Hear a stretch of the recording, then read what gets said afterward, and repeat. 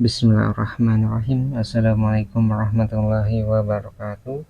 Perkenalkan, saya Afzi, orang bodoh dan gila dari negeri ini. Izinkan saya untuk melanjutkan pembahasan tentang hadis Arba'in Nawawi. Disclaimer dulu, apa yang saya sampaikan di video ini adalah pembahasan dari apa yang telah saya pahami dari hadis ini. Jadi pembahasan ini bersifat sangat subjektif. Oke, kita mulai masuk ke isi dari hadis ke-33. Judulnya adalah manusia akan menuntut sesamanya. Nah, kita mulai dari sejarah atau bahasan hadisnya dulu. Nah, dari Ibnu Abbas radhiyallahu anhuma, sesungguhnya Rasulullah Shallallahu alaihi wasallam bersabda, sekiranya setiap tuntutan orang dikabulkan begitu saja, niscaya orang-orang akan menuntut darah atau harta orang lain. Akan tetapi, haruslah ada bukti atau saksi bagi yang menuntut dan bersumpah bagi yang mengingkari dakwaan. Nah, pelajaran yang bisa kita ambil dari hadis ini yang utama tentang bahwa perselisihan atau persengketaan manusia itu pasti akan terjadi ya. Jadi manusia itu akan menuntut atas manusia yang lain, entah itu darah atau hartanya. Kalau darah itu ya mungkin jiwa antara jiwa ya. Jadi misalnya terjadi kasus pembunuhan gitu. Nah itu kan harus dituntut orang yang membunuh gitu. Jadi harus dihukum juga. Jadi itu darah ya atau jiwa. Atau dalam bagian harta. Nah kalau harta itu banyak, misalnya kayak utang piutang gitu, terus kayak hak waris, itu kan harta juga. Atau misalnya ada kasus pencurian. Pencurian itu kan biasanya harta ya yang dituntut. Misalnya dia telah mencuri, dia telah korupsi dan sebagainya, itu harta gitu.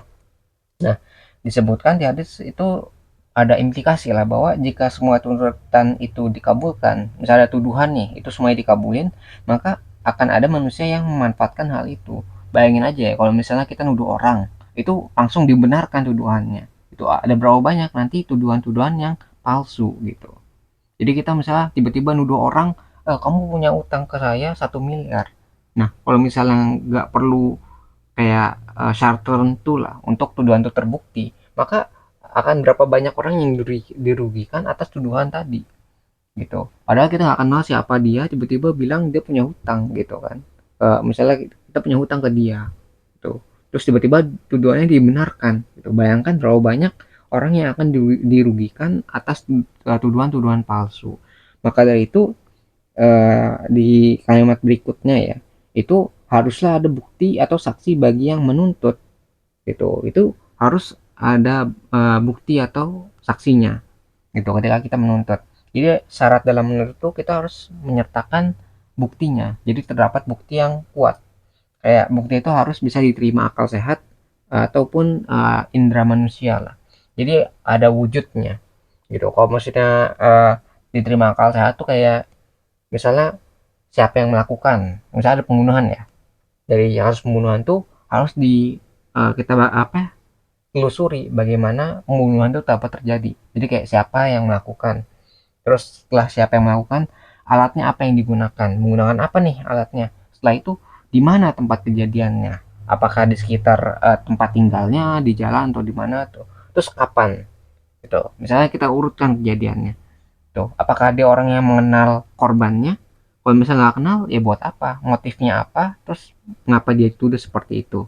Itu kan harus terima akal sehat nih, harus sejalan nih dengan akal sehat.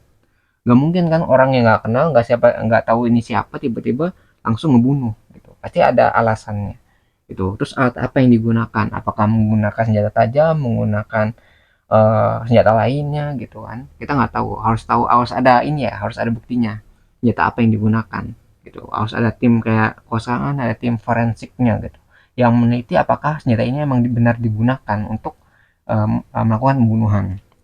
Terus misalnya di mana kejadiannya, kalau tempatnya adalah sekitar atau tempat aktivitas dari korban ya berarti mungkin. Tapi kalau misalnya si tempatnya itu jauh gitu, itu mungkin nggak bisa terjadi. Misalnya tiba-tiba hari ini ada di sini di sekitar rumah, tapi kejadiannya itu malah eh, di luar pulau gitu kan, itu sangat jauh, itu tidak mungkin terjadi. Tuh, tiba-tiba orang teleport atau tiba-tiba berpindah dari satu tempat ke tempat lainnya di tempat yang sangat jauh, itu nggak mungkin terjadi kan. Jadi itu mungkin bisa tertolak. Atau kapan terjadinya, kapan jadi kayak apakah kejadian itu terjadi ketika si pembunuh dan korban itu saling bertemu gitu kan. Bisa saja si pembunuh ini yang dituduhkan itu berada di luar kota gitu kan, nggak, jadi dalam waktu yang tidak sama terjadinya, itu bisa aja terjadi kan. Jadi harus semua berurutan dong, dari siapa, motifnya apa yang digunakan, terus tempat dan waktunya juga harus seiring berjalan gitu. Jadi semuanya harus dalam satu rangkai, jadi nggak, jangan ada yang tiba-tiba kok ini nggak masuk akal ya. Jadi semuanya harus bisa di kayak masuk akal dan bisa diterima oleh indera kita gitu. Ataupun kayak sekarang ya, mungkin kan dulu kan nggak ada yang namakan video ya. Jadi kalau sekarang udah modern, kita bisa menyatakan kalau ada video kayak rekaman CCTV ataupun HP itu bisa digunakan gitu. Ada kamera lah sekarang kan. Jadi ketika kamera itu menjadi apa ya, ada bukti video, maka itu bisa digunakan sebagai bukti gitu lah. Nah, itu simpel seperti itu. Atau selain bukti, kita juga bisa menyertakan saksi. Jadi saksi itu harus memenuhi syarat dan jumlahnya itu lebih dari satu orang lah.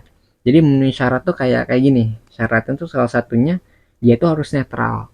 Netral tuh kayak gimana ya? Orang yang tidak memiliki kepentingan dengan yang tertuduh ataupun yang menuduh gitu. Jadi orang ini netral kayak contohnya gimana? Yang nggak netral itu kayak misalnya hubungan anak dan orang tua. Misalnya orang tuanya tertuduh nih, punya masalah nih sama orang yang menuduh.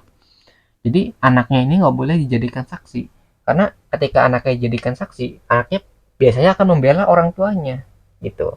Jadi kan punya kepentingan nih. Masa sih anaknya itu akan uh, malah ini ya, malah melawan orang tuanya, pasti kan akan membela orang tuanya gitu. Jadi seorang anak itu nggak bisa dijadikan saksi bagi orang tua yang tertuduh gitu. Jadi kalau ada punya ya hubungan darah dan kepentingan lainnya, itu tidak boleh dijadikan saksi. Jadi orang yang netral, orang yang nggak punya kepentingan, jadi orang misalnya orang yang nggak dikenal lah, yang melihat kejadian, itulah yang bisa dijadikan saksi ya. Terus jumlahnya itu nggak cuma satu. Kalau jumlahnya satu, nanti bisa dimanipulasi kan, bisa diarahkan sama satu orang.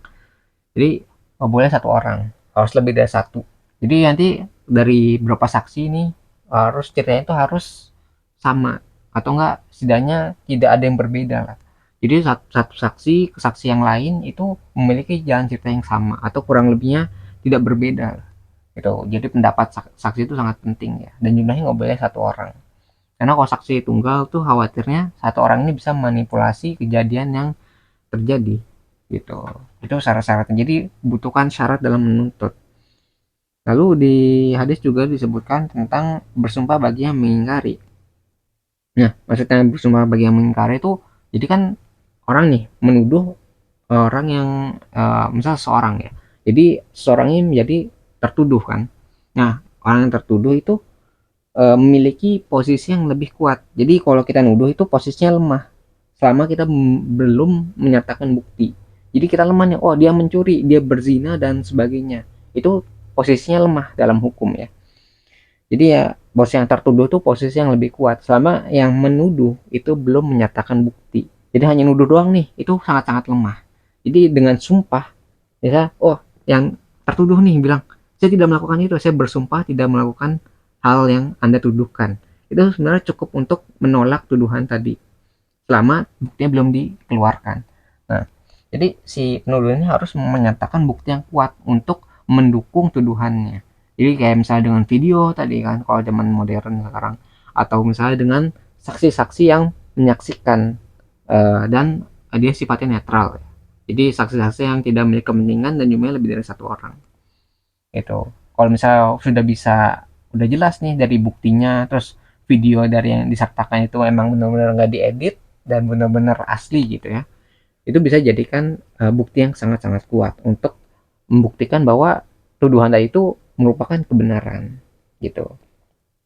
Nah, lalu ya setelah kita paham nih di sini bahwa kita tuh bisa mendapat manfaat ya. Hadis ini tuh manfaatnya karena bermanfaat karena orang yang itu tuh orang ya, seseorang tuh tidak mudah membuat tuduhan-tuduhan palsu.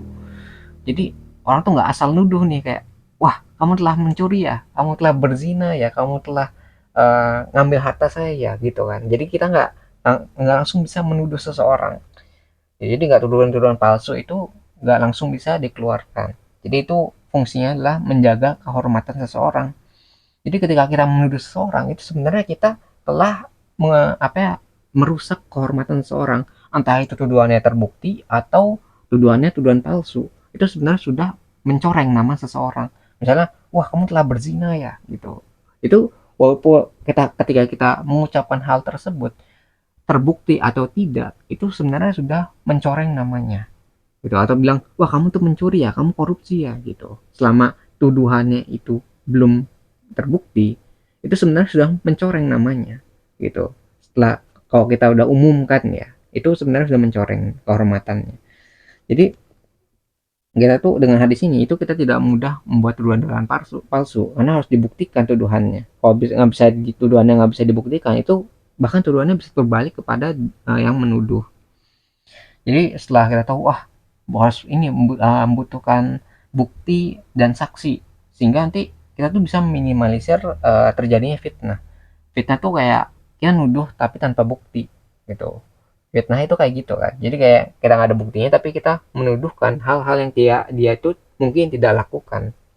Itu jadi fitnah. Jadi ketika wah sulit nih untuk menuduh seseorang, sehingga kita tuh bisa meminimalisir terjadinya suatu fitnah kepada seseorang.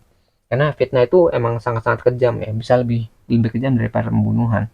Karena dia nggak melakukan sesuatu, tapi dia seolah-olah melakukan hal yang dituduhkan. Bayangkan itu kan kita kayak, wah ini orang nggak ngelakuin apa-apa, tapi seolah-olah melakukan sesuatu yang dituduhkan. Bayangkan itu kejam sekali. Gitu. Fitnah itu sangat-sangat kejam. Gitu. Nah kita mulai masuk ke bagian selanjutnya tentang pesan dan kesimpulan. Jadi hadis ini itu mengajarkan pada kita tentang sifat manusia yang akan menuntut darah atau harta manusia yang lain kalau tidak dibutuhkan syarat tertentu untuk terkabulnya suatu tuntutan atau tuduhan. Gitu ya, disebutkan seperti itu. Harus dibutuhkan tadi bukti dan saksi. Gitu. Maka agar fitnah itu tidak mudah terjadi dalam tuduhan, dibutuhkan bukti atau saksi untuk mendukung tuduhan tersebut. Bahkan kalau tuduhan itu tidak terbukti, hukumannya itu bisa dikembalikan kepada pihak yang menuduh. Ini bisa dicontohkan ya. Dulu itu kan ada cerita ya, bahwa ada seseorang yang menuduh seseorang orang lain itu berzina. Jadi dia menuduh nih, oh orang itu berzina, gitu. Tapi setelah diadili, itu tidak terdapat bukti yang kuat. Nah, karena tidak dapat bukti yang kuat, hukuman dari zina itu kan 100 kali cambukan, gitu. Jadi hukumannya itu dikembalikan pada yang menuduh. Jadi yang menuduhnya itu malah dicambuk sebanyak 80 kali gitu. Jadi yang harusnya yang apa ya? Yang tertuduh itu dihukum, tapi karena nggak ada bukti yang kuat dari yang menuduh, itu akhirnya yang menuduh itu dihukum balik sebanyak 80 cambukan karena dia tidak bisa membuktikan bahwa yang tertuduh ini berzina gitu. Jadi dikembalikan tuh hukumannya itu supaya apa ya, supaya ya tuh tidak asal saling langsung wah ya langsung menuduh gitu. Harus dibuktikan kan. Maka dari itu semoga dengan mempelajari hadis ini kita bisa menjaga kehormatan orang lain dan menghindari untuk membuat tuduhan palsu, menyediakan bukti palsu, atau menjadi saksi palsu. Karena ini hukumannya berat ya. Hukuman entah itu di dunia atau di akhirat. Karena ketika kita menjadi saksi palsu, membuat tuduhan palsu, atau menyediakan bukti palsu, itu pasti hukumannya sangat-sangat berat. Karena itu menyangkut kehormatan seseorang, itu bisa menghancurkan hidup seseorang.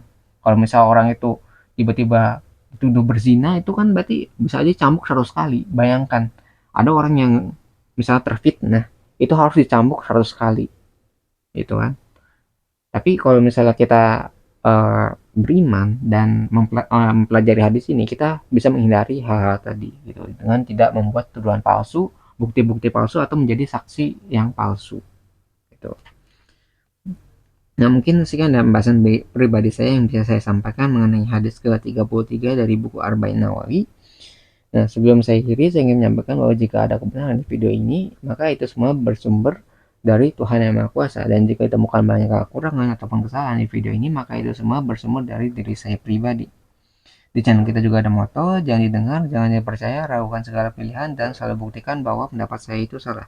Lalu jelaskan di mana letak kesalahannya. Saya menunggu jawaban Anda, wahai orang-orang pintar dan waras di luar sana, karena orang yang bodoh dan gila ini sangat membutuhkan bantuan kalian.